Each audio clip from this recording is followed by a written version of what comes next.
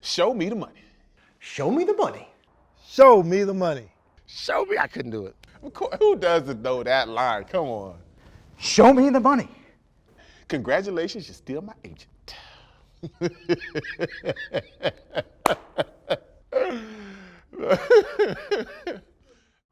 Now, show me the story. Hollywood is coming to town. Tom Cruise and Cuba Gooding Jr. are set to star in a major motion picture filmed right here in Arizona. And some scenes are going to take place at the Cardinals training facility in Tempe. Gooding Jr. is set to star as an Arizona Cardinals wide receiver, battling the frustrations of free agency. I take it then! And rumor has it that Gooding Jr.'s character, Rod Tidwell, was inspired by former Cardinal safety Tim McDonald. The fictional player Tidwell will wear number 85, just like Cardinals pass catcher Rob Moore, who will consult Gooding Jr. on how to portray an NFL receiver. The film Jerry Maguire is scheduled to hit theaters around Christmas 1996.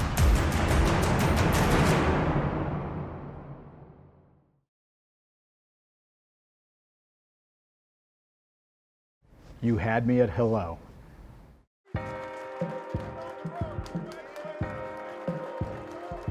Michael Bidwill, owner and chairman of the Arizona Cardinals.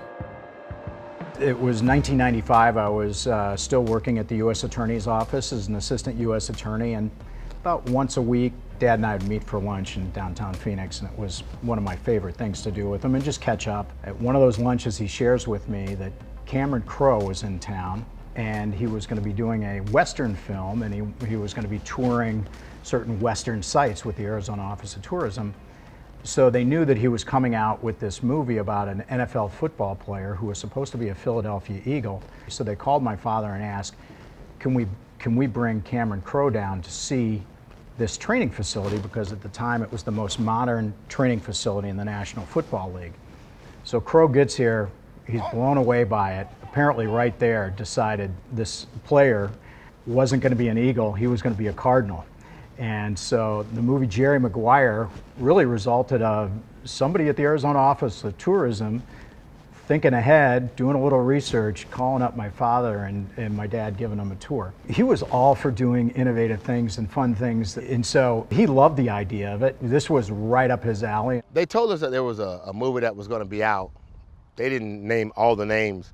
We were kept at such a distance, but we knew that was coming along, and most of the filming was going to be done that spring, so there was a little bit of buzz.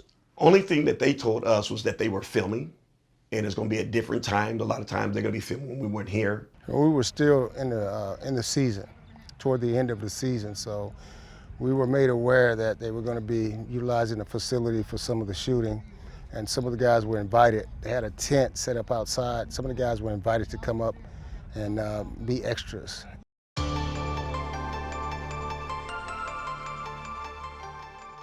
Yeah, I think when people come to the facility for the first time, there are certain places in the building that harken the memory of that movie. When I got there in 2004, I remember thinking, wow, this is exactly the movie set. Like, they didn't change anything. Like, this was exactly the complex as it was. The lockers, the bathrooms. And I do not start preseason without a contract. Fine. And it is, to this day, identical in look and feel, the tile, the sinks. I remember a few times actually standing there like Cuba Gooding Jr. That's when he's butt naked, right? And he's like, the help me help you. Help me help you. He's like, no contract, I'll help you, help me help you. Okay, all right. Help me, I'll help you, help everybody. I remember him like, hey, you think we're arguing, we're finally talking, and there's a shot of Cuba, in all its glory. Of course I had to reenact that one time. I mean, there weren't very many people around, and I had just taken a shower, so I had to humor myself. We're not gonna go there today. This is a family program.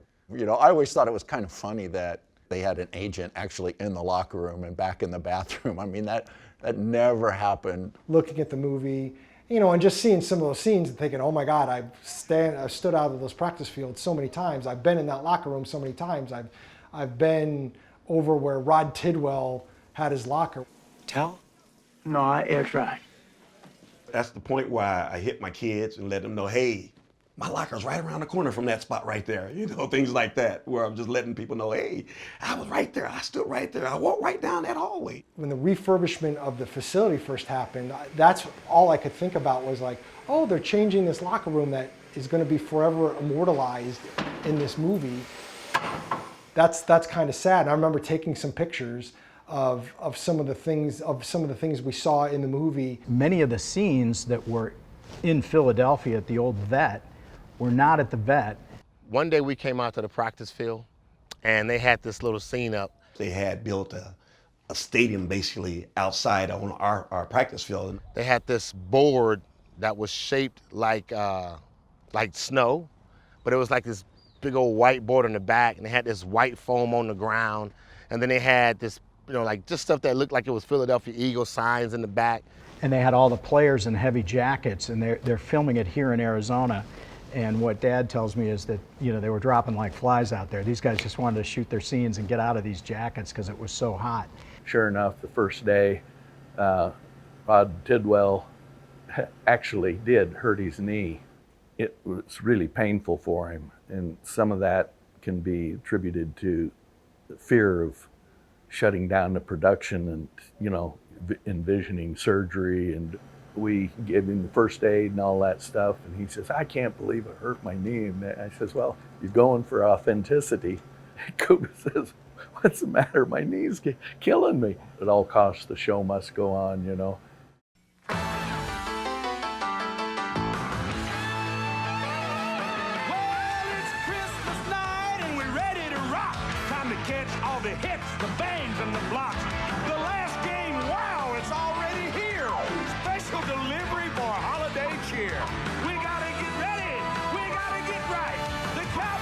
Cardinals wrap it up tonight. As I remember, we first heard about it in the fall, winter of '95, and knew they were going to be at that final game in 1995, that Christmas game, and they were going to shoot some things in the press box and maybe some crowd scenes. And I think at the time of the game when they were there, I don't think Rod Tidwell had been cast. We're at our game, and here we go. We're running out for the start of the game. We're running out, and I see this number 85, and I know that's not Rob Moore, and all of a sudden, this guy's running out with us. And in my mind, I'm thinking like, who is this guy? Why is he running with us? We didn't know all what was happening, when it was happening. However, we did know that there was things going on. It was playing a game, and then they came in and said, hey, halftime's gonna be a little longer because they gotta do a shooting of a segment when there's the end zone, the spin, to know that was happening. And then when you're coming back out of the tunnel and you're seeing cameras and people walk by you, it's pretty cool, man. Cool time. We didn't know that it was going to become what it ultimately became, but I'm happy that I was there to be kind of somewhat of a representative. I think I have a clip in the movie that's pretty famous. Centers has it at the 30, at the 20. Leaps over a defender at the 15. And you can hear the Cowboys fans are applauding that one here. People actually come up to me from time to time and say, hey, I saw you in Jerry Maguire. So, that's kind of cool, but I'm still waiting on my check. Show me the moolah.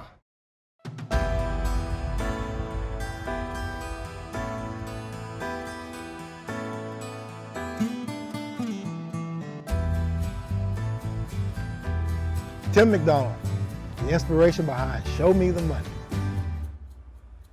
Back in 1992, I was part of that first free agency class. My agent at the time wanted me to go to the owners meeting back in Palm Springs. Just so happened to got a call from Cameron Crowe, who was writing the film, Jerry Maguire. And he said he wanted to follow me around for a couple of days and kind of go through the whole free agency experience. Kind of took him through the whole free agency process. I had set up some visits. I had met with the owner of the 49ers, Eddie DeBarlo. I had taken a trip to Tampa, and I had taken a trip to Philadelphia. I remember being a little frustrated and, having to go through all this process, and wanting to get it over real quick. I remember talking to my agent and telling him, hey, I don't want to do too many more of these trips. Let's kind of get this thing done. At some point in time, someone needs to show me some money. That's how that phrase was born. He kind of turned it into what he turned it into. But it was more because I was tired of traveling, didn't want to go see 6 teams, 7 teams, 8 teams. Lo and behold, the movie popped up out of it. I was just shocked at how that phrase, "show me the money," just took off after that, because Hollywood kind of glorified it a little bit more than I did. Stuck around for a while and people still use it. I still hear people saying it and I kind of smile. My wife hears it every now and then and she's like, "There, show me the money." Although I was in the movie, all of my filming was done in Los Angeles with the Tom Cruise side of things. There was 3 different scenes. It was the bar scene. Tom Cruise came walking in and I slapped high fives with him and said, "Jerry," But it was a lot of fun. It was interesting. And Tom Cruise, I had a chance to have a couple conversations with him. He was a really, really good guy. I went to Arizona State. Right. I'm a Sun Devil, man. And now you want Arizona dollars. Tim McDonald is really a smart guy and was back then, very sharp, but not Rod Tidwell. Much more low-key guy. I was definitely not going to be the guy that's dancing after I got something done. I didn't have a dance, never did. Made a lot of plays, but didn't have a lot of dances and all that kind of stuff. No, that's furthest thing from me. I can't imagine him, screaming into a phone to his agent saying, "Show me the money." But he was a marquee guy and had felt like, this was his one time he was going to get paid and be on the market. And, it was time to show Tim McDonald the money, and the 49ers did. I got a championship ring upstairs. I got a bunch of 49er memorabilia upstairs. But one of the first things you see when you walk in my office or my game room is you see my Cardinal helmet. To me, that was my foundation. That's where I grew up. That's where I learned the game of football. And I'll never forget those days.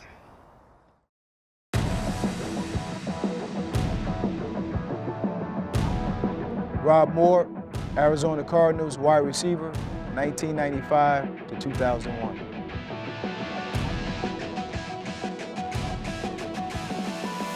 I'm getting credit or associated with an all-time great movie that really, all I did was give a few instructions here and there, stance, start, on how to carry himself as a wide receiver, as a professional football player. I'm a receiver, so I loved it. He played the part, and it was like a natural. To me, it looked natural to him. And it's Cuba playing Rob, and then a couple of weeks, later you see a GQ magazine, and Cuba and Rob is like next to each other, and they look almost identical in a lot of mannerisms and body structure. Got to spend some time with him, and he was a really good dude. He was a little bit like Rod Tidwell, built kind of the same, kind of this lean, muscular, sort of elegant way of carrying himself, and had the look of could have been a movie star. I remember all the players giving him a bad time. Rob, hey man, can you make plays like Tidwell? Hey man, we need you. So no, we gave him a hard time about it. We used to call him Tidwell a little bit. My players want to talk about it all the time. I had Michael Crabtree used to always walk into the meet room and say, "Show me the money." That was his introduction to the meeting for the day. So I've heard that, I don't know, 500 times. I just thought Rob's supposed to be in the movies, right? He may have missed part of his calling. Anybody who knows me knows I'm nothing like that. You would never see me out there doing cartwheels and backspins and things like that after a touchdown. In terms of a characterization that's kind of close to who I am, it couldn't be further from the truth. You complete me.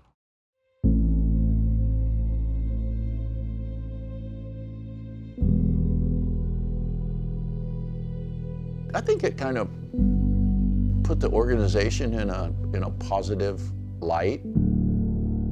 I think it certainly gave them the exposure that they needed that time, trying to get a new stadium and trying to, build momentum for those things. And I do think having that movie and having it have that kind of success kind of gave it some momentum as well. The player himself and the players on the team came across very likable, and he was the hero of the movie. So I think from a branding standpoint and for what that meant in terms of exposure, absolutely, I think it was really cool that he was a Cardinal and was portrayed that well. the momentum of growth in fandom in Phoenix and in the state of Arizona was growing and growing, and then now you bring a movie that's recorded there, recorded in the facilities, absolutely brought more notoriety to the team. Once upon a time, Beanie Wells, a first-round pick, getting ready to go into his press conference, and Bill Bidwell talking to him about, hey, this was the locker room and this is the area where they filmed part of Jerry Maguire. And film the scene where you don't show me the money too. Okay. And then even up till now, where Michael Bidwell, who's now the owner after his father passed away, and telling J.J. Watt. This is the wall where he was kicking. Oh, yeah. Wow. It's clearly a point of pride. I thought it was very positive for us. We'd do it again in a heartbeat, and if they ever do a Jerry Maguire Part 2, we'll be there to sign up. It wasn't just that you helped stage this movie, it's one that you helped stage and was such a critical and commercial success, and people to this day still remember. Cuba Gooding Jr. won the Academy Award for Best Supporting Actor. Yeah, I think that's a source of great pride that you not only did it, but you helped it do very well.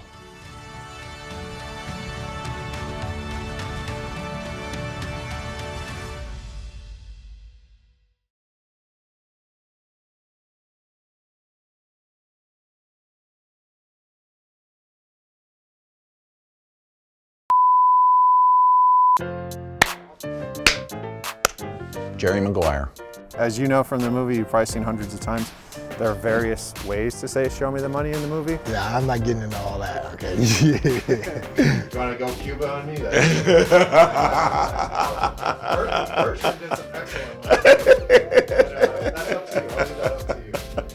Show me the money. I love black people. Are you my mother? Are you my mother? Show me the money. Hey, don't tell you now. Okay, now he's a preacher and he's telling people to show him the money. Show me. I couldn't do it. I couldn't even do it. I don't even know. Catch me on a good day after some brewskis. Hit the phone. Say it, Jerry. Say it. Show me the money. Or to show me the money. Some guys have gotten into that. Hey, I feel like I'm at a weekend house with one of my friends, and they want to bring up old times and clown me. That's one of my favorite movies of all time. I love that movie. That was great.